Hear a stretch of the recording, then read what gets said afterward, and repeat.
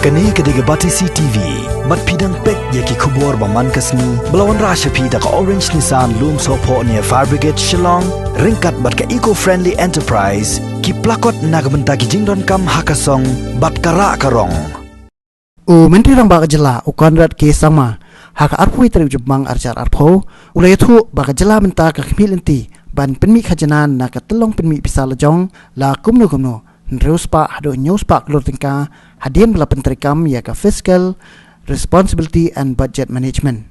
Menteri rang ba ula pentip ya kini haka jubab ba ula ai haka jingit khiritai ya ka mang tingka jong yang darbar thawan. Ula ongru ba ka jing hang kredep jong Sorkar ya ka ri bro kawai banyak kontma persya ya knyang jingpang COVID-19 kalawan ra ya ka jingdu nong ka basir kai bha ya ka yok ka kot bat ka ki ka mai jong ka ri bro kawai kat ado ba kalakta ya ka jingyo lum Khajna jong Sorkar Jylla bat kumju ru jong Sorkar pedeng. So I would like to at the very outset put on record that the way we have looked at this budget is really to look at the next 10 years. It's not about this year alone, sir. I think it's important that when we plan, what we do today should be in line with what we are planning for the next 5 years and 10 years. So really we have tried to look at this decade of 2020-2030 as a Meghalayan decade. And that has really been the pillar or the main focus of this budget, how to make it a budget that will try to set the system and the process in line and in tune for the coming next 5 to 10 years. So that is why, sir, if you look at this budget, we focused on a lot of development aspect with a lot of sustainability. Now, sir, if you would look at the situation that we are facing with what we are seeing with COVID right now and the different economic challenges we are facing, if you look at what we prepared even before COVID happened, we said we will focus on human development, one of the pillars. So human development means medical, health and education, sir. So it clearly falls in line with the current situation that we are facing. It was the first pillar for us, human development, and it just so happens that we are here facing COVID. And this particular budget, in one way, sir, like as if we could see what was coming forward, and we decided that human development, meaning health and education, will be one of the pillars for us. Primary sector was the second pillar for us. That again is a sector for agriculture, textile, horticulture, milk mission, veterinary, fishery. Again, another sector which we can see today is of great importance to us, and I think we heard almost everybody speak about it. But we already had this in our budget. The reason being that we realized that primary sector is key to us, whether COVID or no COVID. But in this COVID situation, I think it is even making more sense. The third pillar was infrastructure. Realizing, sir, that anything we want to do, without the roads, without the power, without the water, without the IT infrastructure, without the rail connectivity, without the airport connectivity, we will have challenges. So infrastructure played a very, very important role for us. And the fourth pillar we mentioned was entrepreneurship. Again, keeping in mind this COVID situation, entrepreneurship again is going to play a very vital role, because we will really need our youngsters, our entrepreneurs to play a very, very important role to take us forward from this very difficult situation that we are facing. So having said that, it's also important to note that when we talked about all these aspects of human development, primary infrastructure, primary sector, infrastructure, entrepreneurship and sustainability, we realized that now with this COVID situation, yes, we have a major challenge, and we don't doubt that. I understand, and when the Honorable Leader of Opposition mentioned that we will need to adjust in certain aspects. Will we get the revenues that we expected? Will the central government, the taxes that we were supposed to get from Government of India as a devolution of taxes from Finance Commission, will we get it or not? A big question mark, and we know that already we are seeing a 20%, 25% reduction in it, from the amount of 428 crores, which was the devolution which was given to us. We are receiving 552 for the last 2 months. So already we are seeing about 70 crores of reduction in that. Our own state's revenue has gone down from 207 crores in the last month of April to an amount of 76.4 crores. So yes, there are challenges, but I think at this point in time, when we are working and moving forward with the budget, we expect that we will be able to make necessary changes, we'll be able to augment other resources from other sources like our own state revenue, and at the same time we'll be able to also, with the FRBM Act being amended, Honorable Deputy Speaker Sir, we'll be able to raise more money to the debt market, which of course will be in terms of bonds for the government. So all these aspects are being looked into, and definitely we will try to find out ways and means in which we will ensure that we focus on, once again, the primary sectors and the human development sector, as was mentioned in the budget, sir. Sir, in this situation, we have also realized that crisis is a time when we need to be innovative. And really, this is what we are trying to focus on. Can there be technology innovation? Can there be process innovation that we can put in that could help us to leapfrog and take advantage of this crisis that the country and the state is facing right now? So therefore, innovation and technology implementation is going to be a very, very important part of the strategy that we're going to follow. So example, we have started using technology when it comes to institutional deliveries. And we have seen that many districts have seen a large jump in the institutional deliveries through the mother app that we had started. We have started using technology to manage the COVID situation. So today, sitting in this room, in this hall, on my mobile phone, I can actually tell you how many people have just entered right now as we sit here, how many people are being monitored, how many people have been, the phone calls have been made, how many visits were made today till 2:10, I can tell you right now in real time. This is the power of technology, and we are using it. So I have a dashboard and a control room in the Chief Minister's office where we are able to note and we are able to find out this information as and when it happens. We feel this needs to be expanded now. And therefore, sir, we are actually going for a very strong program on data-driven governance. You must be noticing, sir, many people have had the opportunity to work in departments, in different committees. And you will always see that when we're sitting in the room, the officials will give us the data. They will present to us how much money has been spent on this year, how much money in this district. And at the end of the day, when the meeting is over, all of us have the information of how much it has been spent. But the real purpose of what we are there, which is to decide what to do with the data, is never reached.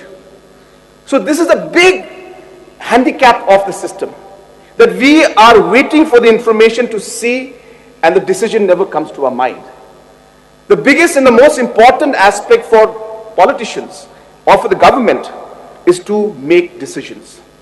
And half the review meetings are spent on seeing the data that's available, and we never get to the decision. Therefore, so data-driven governance is important. I should be able to see at any given time that in Umsling constituency, how many ring wells were given in Mostringam constituency, or how many PMGSY roads were given in that constituency. Who is the particular contractor? Has he finished it on time or not? Sometimes just this information to collect takes 3 months, 4 months, by the time we even forget what we were searching that information for. So therefore, sir, technology will be important. We are going in a massive way to ensure that all departments come online and all the information that is there should be at our fingertips. Technology will be crucial for the next future, sir, as we go along. Sir, I would also like to stress now on the primary sector. And I think, as has been mentioned by so many of our friends and our colleagues, that the farmers now need to be put at the center of what we're doing. And I think this is the most appropriate time. I think everybody who spoke today spoke about how we need to put the farmer first, how we need to make the market more accessible to them, how can we use technology to ensure that their productivity goes up, how can we ensure that the middleman doesn't take away too much of the share of the farmer. So these discussions were made, and I'm very happy to inform you that right after this, after the reply is done, we will be discussing on and will be passing the Agriculture, Produce and Livestock Marketing Act. Now this act, sir, is a very, very important act. And this act is really what everybody's talking about today. To give the power to the farmers. Through this act, we will be able to ensure that the middlemen will not be able to charge beyond a certain percentage to the farmer. This act will give the power to the farmer. Through this act, the farmers will be able to mobilize and have a farmers market. So therefore, there are other markets run by other organizations which will not be affected. There are other councils and other markets that are there, they will run. But farmers will have the option, if they would like, to come up with their own markets.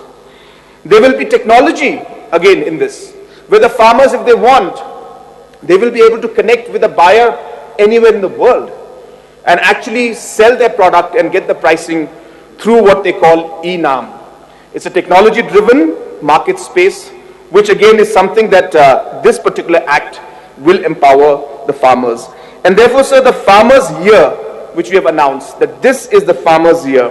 And that is why you are seeing that we are starting programs like these, where we are making not just investment, but ensuring that strong policy is brought in that will benefit the farmers directly. Sir, this Agriculture, Produce and Livestock Marketing Act will be a game changer and will really impact the agriculture sector and the farmers in a very, very big way. I heard many of the members mention about farmers-owned market.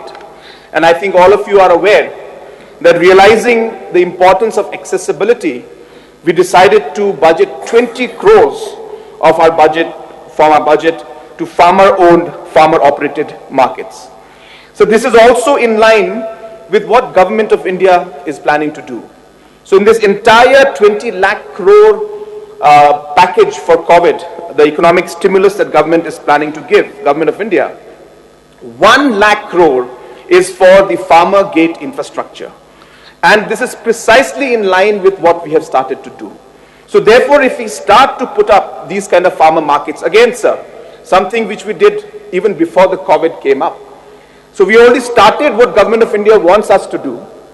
And for doing this, there is a 1 lakh crore incentive which states can take advantage of. And I think once Meghalaya government starts putting this in place, we will be in a very good position to take advantage of this 1 lakh crore. How much will come, sir, is to be seen. But I think from a government side, from the Meghalaya government side, we are working towards ensuring that we can get maximum benefit from this. And I really agree with some of our members who mentioned about how a lot of people are going back into farming. You're seeing people who used to do other businesses are going back into farming. I was recently speaking to our government chief whip, and he was telling me that farmers along the Samsung River, are started to grow vegetables which were forgotten. Our ancestors used to eat those vegetables, but then the current generation, it depends on vegetables from Dhubri and Mankachar, and suddenly they forget that Samsung had such lovely vegetables. And now, because of COVID, the farmers are going back to it. And today these people are earning a lot of money. So therefore, I had a meeting, in fact, just about 10 days back. So we had discussion with one company, which is called Mahindra. I'm sure all of us know about it. So I spoke to the chairman of Mahindra, Mr. Anand Mahindra, on video conferencing. And he brought his agriculture wing CEO or one of the senior directors.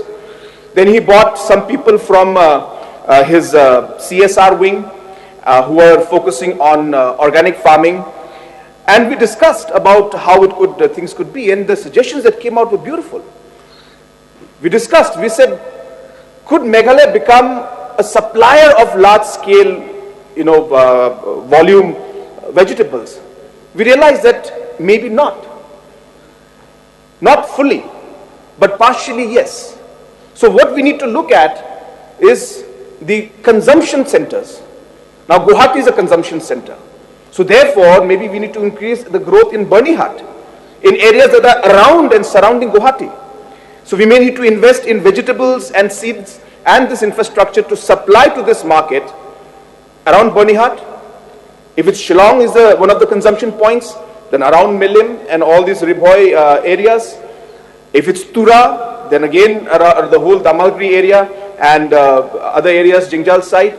So we will need to look at a strategy which is going to be focused on the market. So let's go for consumption-based market.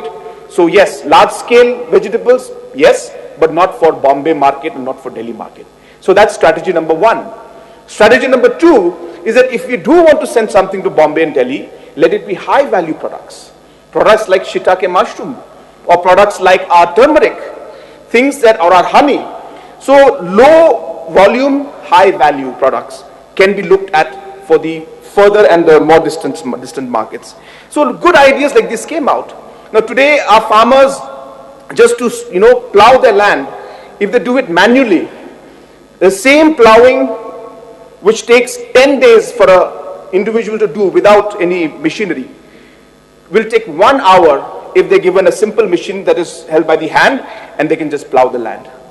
Now can Mahindra, which is an agriculture machinery production company, can they supply it along with Government of India, Meghalaya, and look at some kind of a soft loan for the farmers and allow technology to be put into agriculture so that the production of the farmers can jump up and the time required to do all the hard work can be reduced with technological intervention. So I think these are the kind of ideas today that are coming out, and we're really looking forward to ensuring that we're able to take that forward. A lot of things happen, like for example, our member from Rangsapona mentioned about 1917, and absolutely he's right. Again, I would like to mention that I really am thankful to our member from Makurwat. He mentioned that this government is a very mature government. I love the word that he used. Because, sir, let me be very frank, governance is continuous. The past government did do many things, and many programs were started. Some things picked up well, some did not, but that's the nature of governance. But we have taken things forward where we thought that this needs to be pushed. And we took 1917 as one project that we really wanted to push. And 1917 today has scaled up to unimaginable level. In fact, we had a discussion again with Mahindra and said that today our farmers from Meghalaya can't sell their products to anybody because they don't have transportation. They always depend on somebody from Assam or somebody from some other part of the country to come and take it. So why can't our youth transport these vegetables from the farmer, from the farming land to the market that is there, accessibility? So can 1917 go for a massive entrepreneurial program where 5,000 Mahindra pickups are taken on soft loan and given to these young entrepreneurs to act as transporters? Could we? So these are very innovative ideas that are coming out. The feasibility of that has to be seen. And I hope the youth will take advantage of this. But these are the kind of discussions we have already started doing. And I think so it will make a huge difference in the people's lives. So we are exactly focusing on that. We're realizing that governance is governance and government is continuous. If good work is there, we must continue it and make it better. And obviously if there are problems and challenges, then we must change it. We must learn, as mentioned, from what we're doing right. We must learn from what we're doing wrong. And we should also learn from what others are doing wrong, like other states and experience of other states. So I think it's very important for us to get our strategy correct at this point in time. So I would like to come to the rural development sector, and let me again congratulate the team led by the Honorable Minister. The CNRD has been performing excellently and exceedingly well. So last year, the target that was given to us was 350 lakh person days. 350 lakh person days. But in the year 2019-20, I'm happy to inform you that we achieved 373 lakh. From 350 target, we touched 373 lakh person days in last year's performance of CNRD in the Manrega, where the expenditure which we spent and the entire amount has gone to the public is 1,211 crores. That's the highest ever, sir. And I'm again happy to inform you that that amount, sir, is going to be increased this year. And this year, our budgetary provision has gone up to 1,330 crores because Government of India has seen the performance. So 1,330 crores is almost close to what Assam gets and much higher than what the other competitive states like Manipur or Nagaland or other states that are there. And that would mean 393 lakh person days for our people out here. And that is a really good news. But sir, even better news than that is that Government of India has increased the budgetary provision for Manrega from 60,000 crores to 1 lakh crores. Now, if that proportionate increase were to be given to Meghalaya, that means that the 60,000 crores to 1 lakh crores, the proportionate increase, if we added to our proportionate increase, we would be going from 1,330 crores to 1,800 crores, sir. So this particular increase, this is again part of the COVID stimulus package. This increase of 1 lakh crores for CNRD is going to have a massive impact on us, and the CNRD department is prepared. We're working very hard, and we would want to see that our money that we spend on NREGS and Manrega should go up to at least 1,800 crores. So this will be one of the highest ever jumps that we would see in the history of the state, and we are really hopeful, sir, that we'll be able to achieve it, but it all depends on how the team now works on this. And the good thing about Manrega is that this money goes directly to the poor. So this goes to the poor, and the poor are able to spend it. It is exactly what the Honorable LO was mentioning. These are the stimulus packages. So 1,800 crores, 500 crores more going into the farmers, to the workers' hand, means they'll be able to spend more in the economy. It's an inflow into the economy, and that's really what we're looking at. So therefore, since Manrega has done well, and just would like to add that all the money that was there, the 1,211 crores, all for last year, financial year, have been released to the concerned states, to the concerned districts, sir. So I would like to also mention out here that we realize that to able to ensure that our economic policies and the benefit to the grassroots reaches, we realize that it's important to organize self-help groups. I'm happy that some of the members mentioned about the self-help groups. So I would like to mention here that when we took over the government in 2018, we set a priority that self-help group mobilization will be key to the success of rural economic development for us. I'm happy to inform you, sir, that today there are 22,000 self-help groups in our state. 22,000. And out of these 22,000, 15,000 were formed in the last 2 years. So out of 22,000, 15,000 were formed in the last 2 years. I'm also happy to inform you that out of these, 4,000 have received bank loans.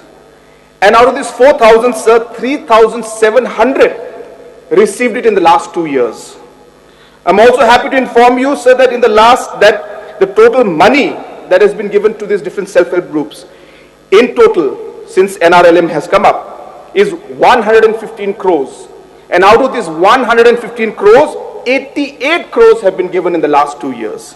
So therefore, tremendous work has gone in to ensuring that NRLM, MSRLS, and the entire self-help group movement is really pushed, because we feel strongly that through these self-help groups, these are institutional setups.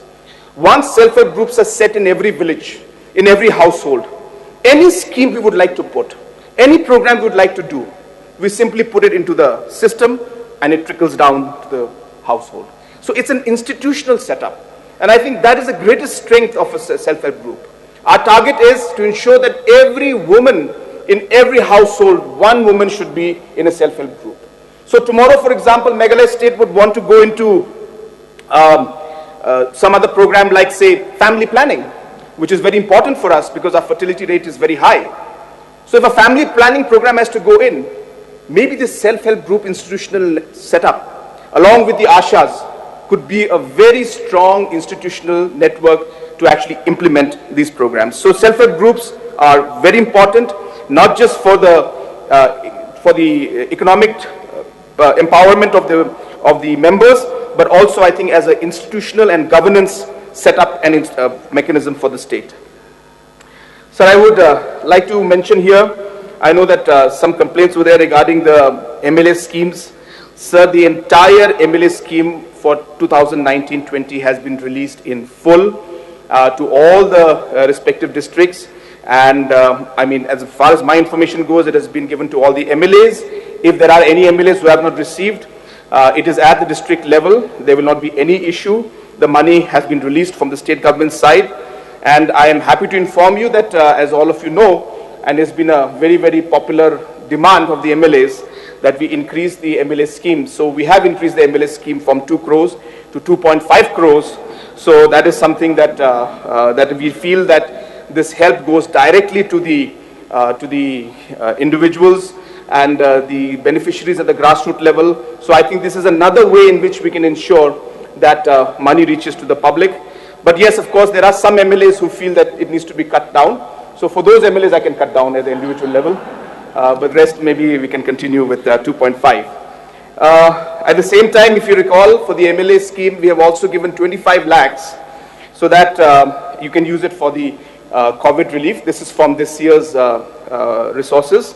And we made this 25 lakhs very flexible so that you don't have any issues in getting the money. And of course, the point mentioned by some of the MLAs that if there can be flexibility in the usage of the SRWP, sir, we are examining those proposals and aspects also. So the CMS RDF also was discussed in the discussion.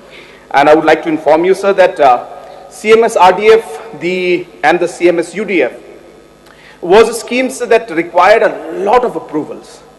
And just to give an example, suppose somebody proposed to me, then that proposal from my CM Secretariat will again go to the CNRD department, and again go to planning, and again go to finance. And by the time the proposal would get cleared, it will be 2 years would be over. So therefore, what we did was, we cut short the process. We changed the entire guidelines for CMS RDF. Now CMS RDF is approved directly by the Undersecretary or the Joint Secretary of the CM Secretariat, and the funds go straight to the Deputy Commissioner concerned. So therefore, we've cut almost 2 years of process because we feel these are important reforms that need to take place. Unnecessary duplication of work was taking place. So we did this, and now, in fact, in the last 2 years, I'm happy to inform you that almost 170 schemes have been sanctioned in the last 2 years because of this reform that we made. Compared to last 5 years, we had about 201 schemes. And that's because just the entire process was tedious. And therefore now we did this simple reform. You know, I want to share with all of you, there's another reform that we did which a lot of people don't know. Now, if a department were to make and put projects, if all those projects were to continue and go through the department, go through the entire process, and then go to planning, and then go to finance, and suddenly if the 31st of March came in, that project would be gone. Then you have to, next financial year, you would have to start again from scratch. The department again will have to process, again they have to pass, again go to planning, again go to finance. We have cut all of that. We have said that if a project has completed all the processes, if you have already got the approval of planning, and just because on 31st March you could not clear it in finance, there is no need for the department to start the procedure again. We will simply start from finance where it ended. We'll start from that point, and that way we're saving months and months and a lot of hard work to be put in by the officials.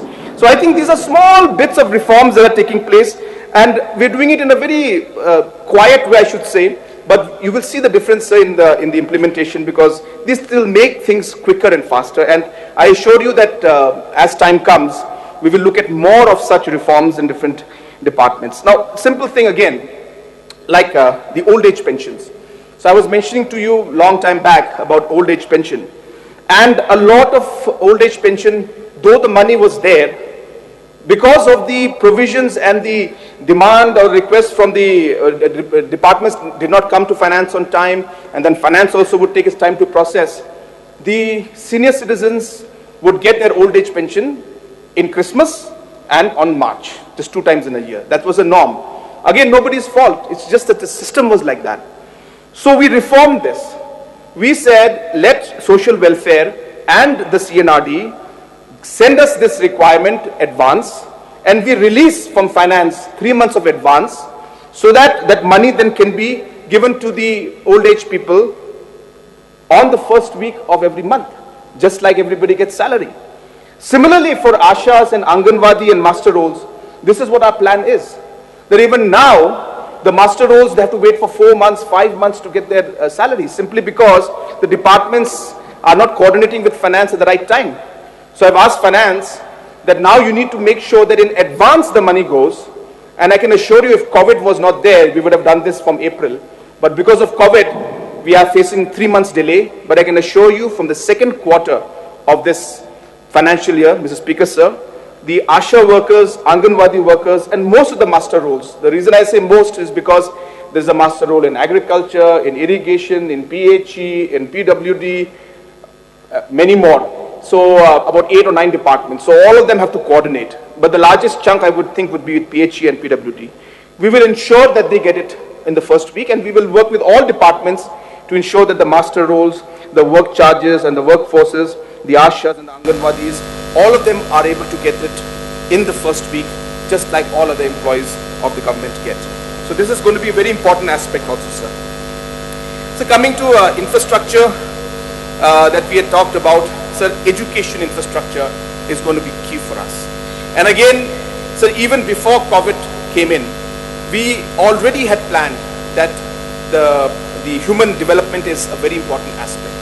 So as was mentioned and is clearly stated in the budget, from the state's own resources, we plan to put in 40 crores for developing 264 schools. Not enough, sir, but then we have our challenges. But at least we start somewhere. We want to put up 10 crores more to put up at least 100 smart rooms if we can, and if necessary we will try to work more towards it, because in this given situation smart classrooms seem to be a way forward for education. We are also looking at again developing different schools. So even under the NEC, I have proposed that we will take up about 110 schools from the NEC scheme and give for extension or additional classrooms under the NEC program. So we have proposed another 10 to 12 crores for this scheme also. Depends on what Government of India sanctions ultimately, but we have proposed from our side. And not only that, so I'm happy to inform all our MLAs out here, because I know so many have come to me, that Government of India has already written to us, and the remaining 25 blocks where EMRS schools are not there, those will be hopefully sanctioned in this financial year. We have already sent the proposal to Government of India, and apart from the 16 proposals that have already been sanctioned, and now WAPCOS is going to be implementing 13 out of those 15, 13 out of those 15, and 2 will be implemented by the Education Department. Those are also in the advanced stages now, and as I said, additional 25 blocks which were pending in terms of the EMRS, we have already sent the proposal to Government of India for that. Sir, and I think a lot of members had mentioned about how buildings were bad.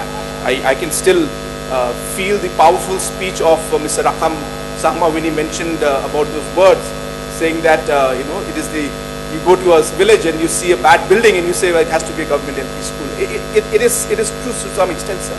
And I think it's not something that we should be embarrassed about. We should be concerned about it. But I think this is a wake-up call in one way for us. And that's why for the past 2 years, every chance we get, every opportunity we get, we put our money into these our primary schools and our secondary schools. And even now, under NEC also we're giving, and again through the state government, we are putting a budget of 40 crores. So similarly for PHCs and CHCs, again a same concern that has been raised by so many. And before the COVID also happened, we already budgeted 50 crores for this particular work, sir. So we will look at how the resources come in, and we will see where the requirements are. But this area is something that we are very concerned, and we want to ensure that we put in more resources as much as possible. But this is a start, and as you know, sir, the budgets, as per the movement of the financial year, we can obviously go for supplementary if necessary. But this is one area that we're going to look at. But 50 crores has been budgeted. Again, even though we do not know COVID is going to come, this kind of provision was never made before for PHCs, CHCs. This is the first time that there's been a special budget provision which we're doing, and this 50 crores will be going into that, sir. At the same time, sir, I want to add that we are also ensuring that the health department starts to look at technology very importantly. Now, so I speak to different individuals and medical staff. And they tell me that they spend a lot of time preparing the reports. Now they themselves tell me that, sir, we should be looking after the patients, not busy preparing reports. And most of the time you'll find that doctors and nurses are spending 50% of their time preparing the reports that need to be submitted to government. What if we were able to get that off their back? What if we were able to create an MIS system that would not disturb the medical professionals from doing their medical duty and let somebody else handle this data? And I think that would improve the efficiency by 100%. So this simple thought has come in, and we are going to invest in this, sir. And we intend to create a very strong MIS system, whether it's for the medicine indenting, whether it is for the patient management, or whether it's for the overall data assessment and data analytics to predict what kind of ailment could hit plain belt of Garo Hills, could hit Southwest Khasi Hills in one particular month, seeing the past data. I think that is the future of medical as well as other governance aspects also. And so we feel that COVID is the right situation where we're getting this opportunity to invest in innovation and ensure we get a robust MIS system which will not just help us manage things, but it will allow us to predict also what is going to come ahead. So similarly in blocks, a lot of our members mentioned about the bad condition of our block offices. So I am in agreement with them, and that is the reason why this year we have had a special provision. The Honorable Minister for CNRD has been coming to my office every day regarding this particular project and saying we need block offices, we need block offices. And therefore, sir, we have sanctioned 13.5 crores this year. A large chunk will be to upgrade the existing buildings, but there is provision also for about 4 or 5 of them where we will be putting up new buildings altogether. So all this aspect also has been taken into consideration. I know that a number of members had mentioned about the dilapidated condition of the block offices.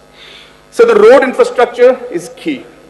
And if you look at road infrastructure, we have increased the budget for the first time, I think, from 590 crores to 1,084 crores for PWT.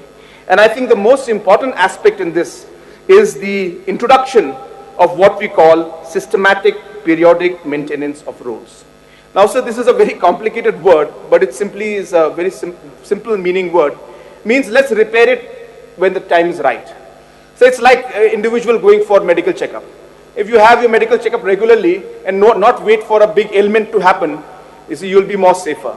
So similarly, we felt that there has to be a regular maintenance, whether the road is going bad or not. Every 5 years, every 10 years, every road must be maintained.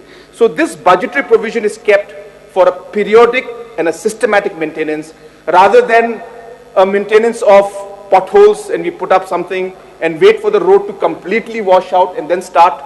So this system is going to allow us to periodically maintain it, and we feel that it's going to be something that will reduce the overall cost of repairing the roads in the long run, and it will be a very smooth process. Of course, the amount required is about approximately 200 crores, keeping in mind the length of roads that we have. But this is a start, and we hope that we'll be able to increase the budget as time comes in, because we feel that we need to maintain the roads that we have made because so much of money has been put in. So I've also decided, as you know, that we have worked very hard on starting the flights. And Kolkata-Delhi flight, Kolkata-Shillong flight has already started. And I'm happy to also inform you that just before the COVID situation came out, we had already called the expression of interest and almost finalized the flights from Delhi to Shillong also. And it's just because of the COVID situation we could not announce it. But we are very, very, very keen to ensure that direct flights start from Delhi and we're able to connect Delhi straight to Shillong, sir. That's very crucial for us. We are also working very hard. We have already written to Airport Authority of India to take over the Baljik Airport in Garo Hills. And we are hopeful that once that is also taken up and once we're able to extend the runway there, our target is to ensure that flights, not only for passengers, but cargo flights also should start from Baljik also. We are really trying hard to make sure that it happens in the next couple of years so that we can quickly take advantage of that infrastructure which was set up in a long time back and had not been used. So that's a very important aspect, sir. We are also looking at the labor component in this, because when we go for talk of infrastructure, we'll require manpower. Now, a lot of people spoke about so many people coming in from other states. And also other states means our people who had gone to other states who have come back. And at the same time, we spoke about how we have so much of youth and manpower in Meghalaya itself. So we are working on developing special skill programs for masons. So we want to see masonry pick up. We want to see this different kind of construction workers get the specific training that is required so that they can be more productive.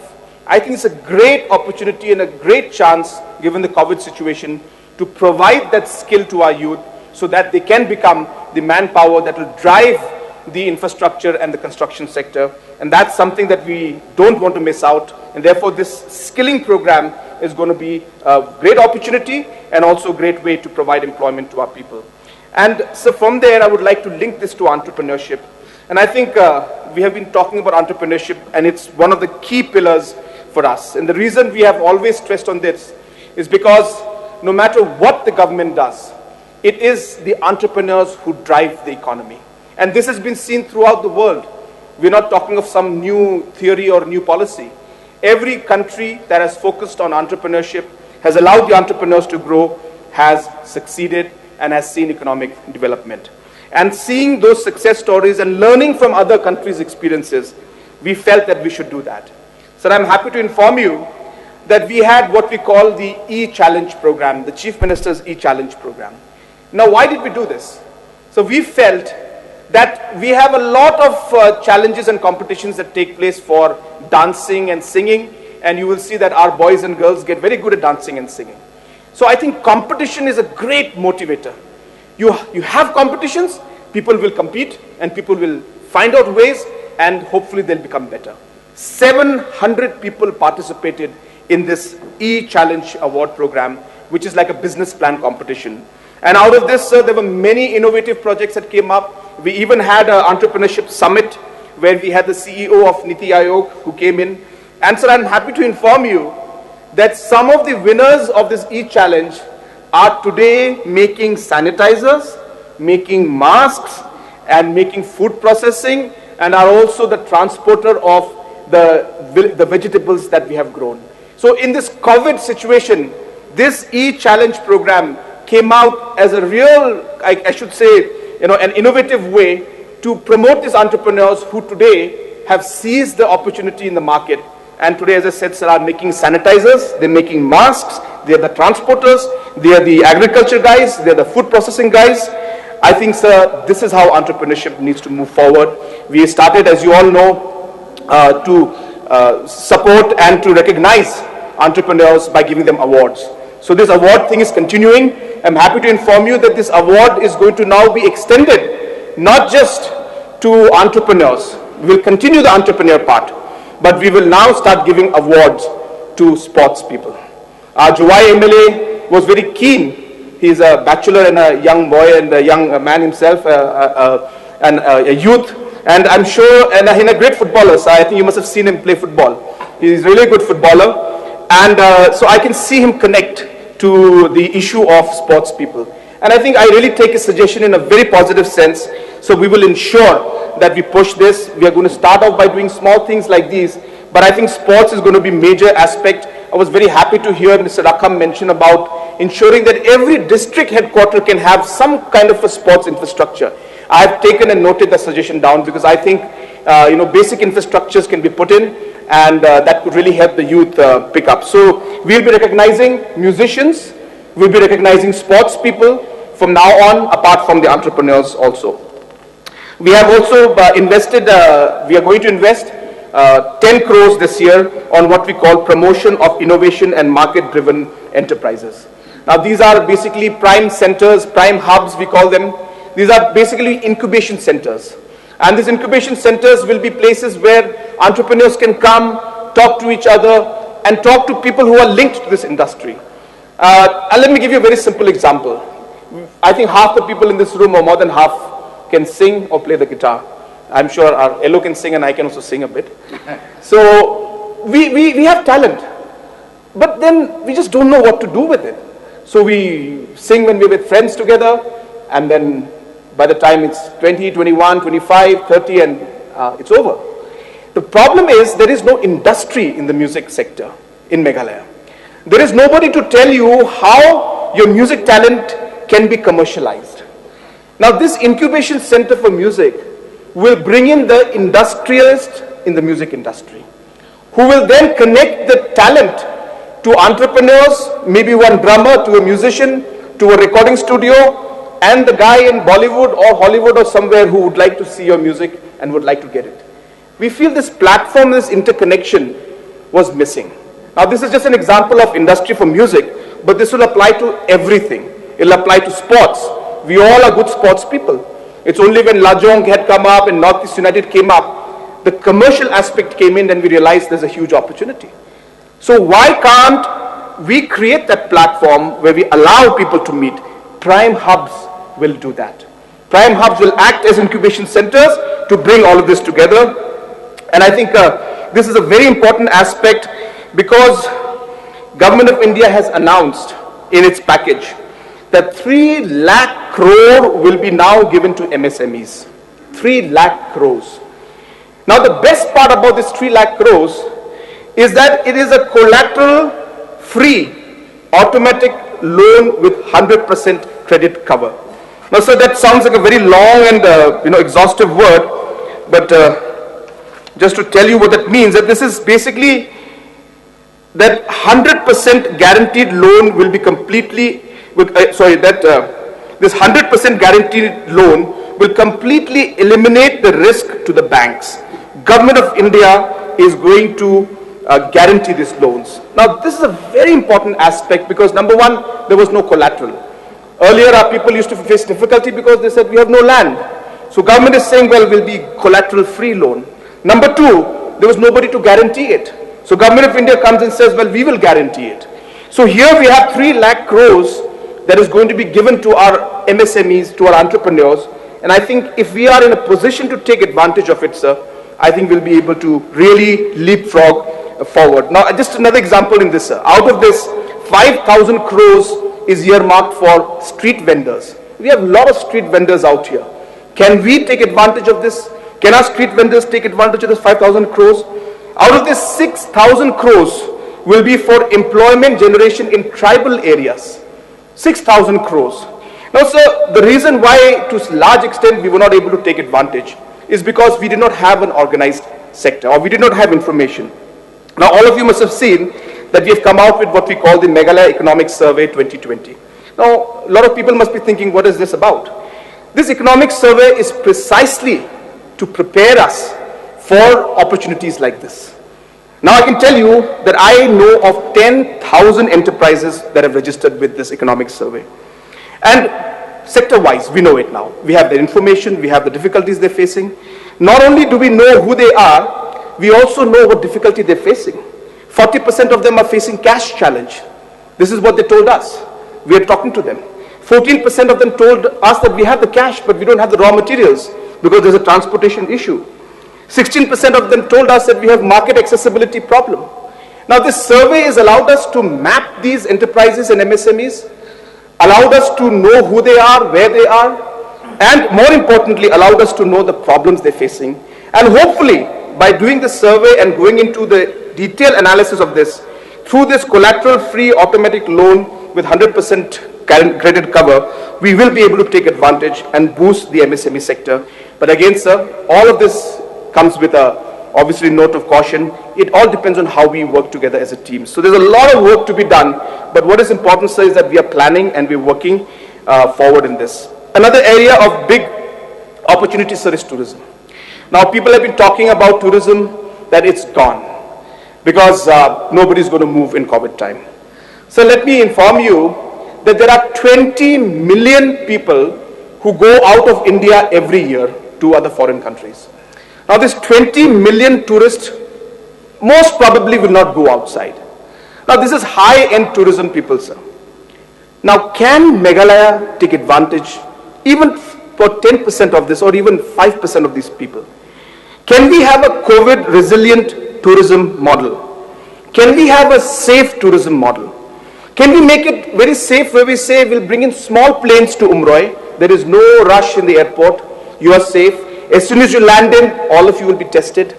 The hotels that you live in or going to stay in are going to be very secluded, and individual rooms are going to be there. And when you come in, we know exactly where you're going to go because your entire itinerary is set. So morning breakfast will be in this place, afternoon lunch will be here, evening dinner will be here. So accordingly, secure arrangements and health arrangements can be made so that the local people as well as the tourists are safe. Can we come out with a model like that?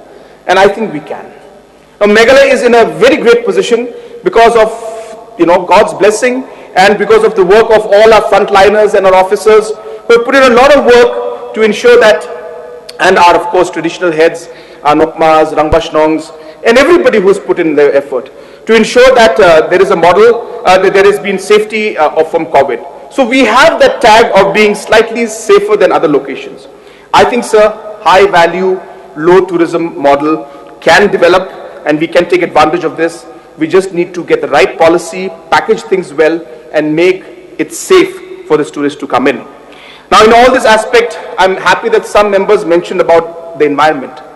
So it's really heartening, I should say, and you'd be happy to know that the Wamukra water quality went up by 52% in this last 2 months.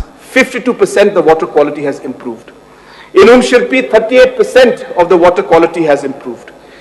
Of course, I'm not saying that COVID should continue, but I think it's a good time to learn from this experience, how this situation helped the environment recover.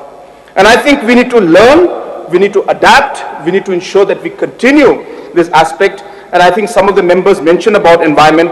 I can assure you that this experience has taught us a lot, and we'll ensure that whatever we do, like I mentioned in my opening remarks, environment aspects will be very, very important. So coming to my second last point that I have, which is regarding the state finances. Now, so this is really the crux of everything. And I understand that a lot of members have raised, especially the leader of opposition had raised the issue of how are we going to ensure that the plans that we had, we are able to make up for it, sir. So definitely, sir, there is no right answer, there is no wrong answer to this. We'll need to move forward and we need to make sure that we take the steps from our side to see where we could minimize our expenditures and maximize our revenue in different areas.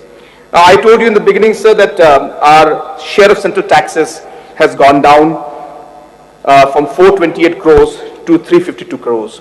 Now, sir, here I would like to put in a word of appreciation to the Finance Commission. So the Finance Commission has given us an award, which is a record award, sir. So the share of central taxes for the state of Meghalaya increased from 0.62 to 0.76. So this jump has been the highest jump for the state of Meghalaya, and therefore, based on the budgetary provisions, we were supposed to get 428 crores, which is, as I said, one of the highest jumps, not only in the northeast, but in the rest of the country also. And Arunachal is the state that got the highest jump. So they had a jump of almost 27% in their revenues, sir. And here, sir, I would like to make a small clarification because a lot of people have been asking me about this issue. Recently, there was a notification from Government of India regarding the revenue gap grant. And everybody is questioning me, why did Meghalaya only get 40 crores in revenue gap grant? And why is it that Manipur got 300 crores? Sir, I think it's important for people to understand that the Finance Commission gives two devolutions, funding. Of course, the small fundings are there, but two major ones, which is the taxes, share of central taxes, which is based on a formula. And that formula is set, and that formula, when supplied, it cannot be changed for the states. So whoever gets more will get more based on the formula, whoever gets less will get less. So the taxes is based on the formula. And then after that, based on the state's revenue and the share of central taxes, minusing the expenditure, if there is a gap in the requirement for the particular state, that's when the revenue gap grant comes in. So revenue gap grant is nothing but a gap grant which the Finance Commission gives for states who are not able to get enough revenue of their own and the share of central taxes. Now, sir, in the case of Arunachal, if you look at that list, Arunachal's name is not there. Why is not there, sir? In that particular 40 crores which people were discussing. Arunachal is not there, sir, because they had the highest share of central taxes. 800 crores plus is what Arunachal is getting today. Therefore, the revenue gap is not there at all.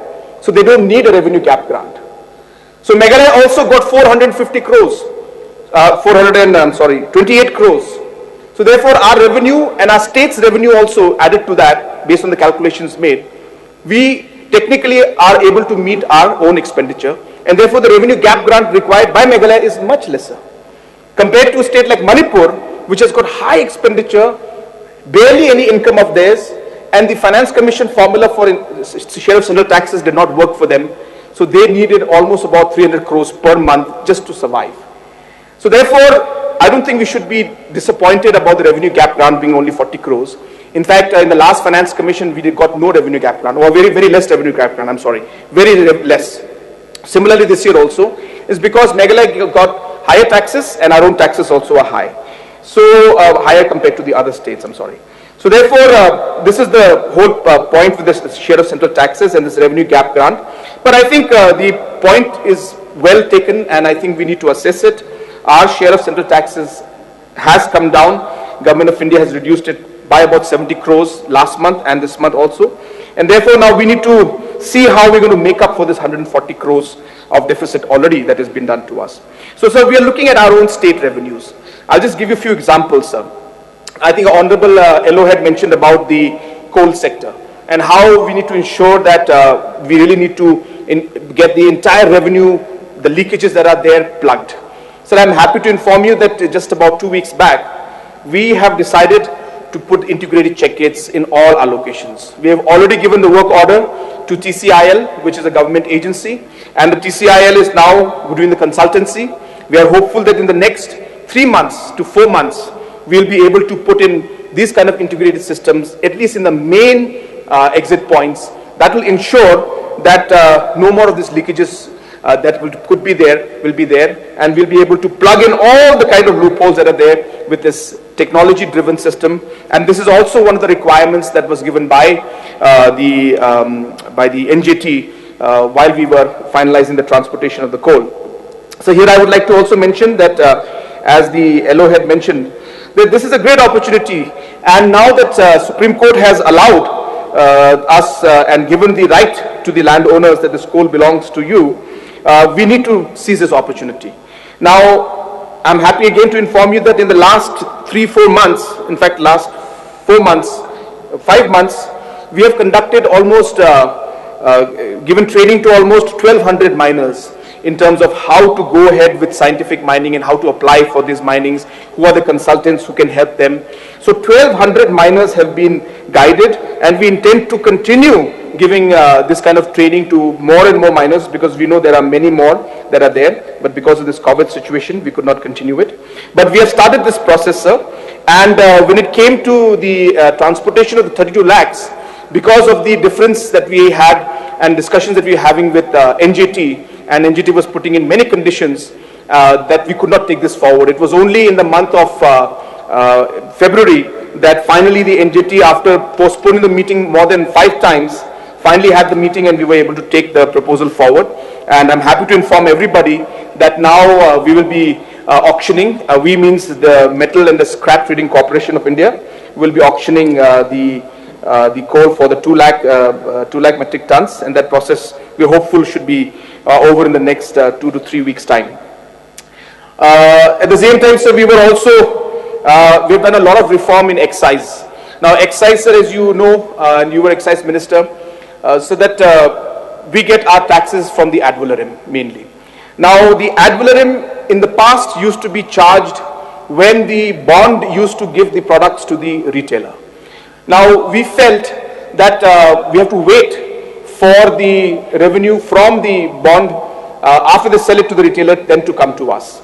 So as a government, we decided that we will make the ad valorem prepaid, which means when the bonds receive the products from the company, that is the time they will have to pay us. So therefore, this ensures that number one, we get the money in advance. Number two, we ensure that there is no leakage. And number three, it's a centralized collection, so it makes it much easier for us to collect from everybody.